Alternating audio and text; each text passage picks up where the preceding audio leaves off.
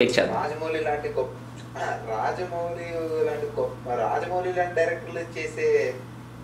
రాజమౌళిది పరువు లిటరల్ రాజమౌళి పరువు తీసేవయ్యా తక్కువ రాజమౌళి చేయడం ఏంటి నేను జయరవీంద్ర డైరెక్టర్ సినిమా తీస్తే హిట్ చేయడం ఏంటి నార్మల్ డైరెక్టర్ హిట్ కొట్టగలను ఓకే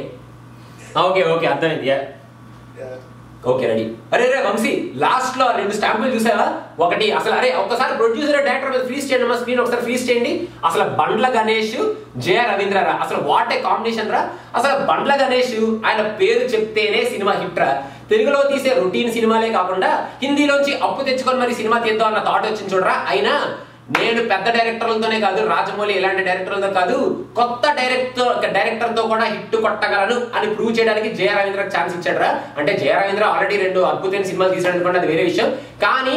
ఈ సినిమా రీమేక్ కాబట్టి అక్కడ ఎలా సీన్ ఉంటే ఇక్కడ అలాగే సీన్ ఉండాలి బట్ యాక్టర్స్ వేరు ఉండాలి కాబట్టి జయ రవీంద్రని పెట్టుకున్నాడు రా అబ్బాబ్బా సరే అసలు బండ్ల గణేష్ అసలు ఈ సినిమాకి ఆయన కాస్టింగ్ ఆయన మ్యూజిక్ ఆయన లిరిక్ రైటర్ ఆయన డైరెక్టర్ మొత్తం పర్ఫెక్ట్ చాయిస్ రా అసలు ఈ సినిమా నేను చెప్తున్నాను కదరా ఇంత అద్భుతమైన ట్రైలర్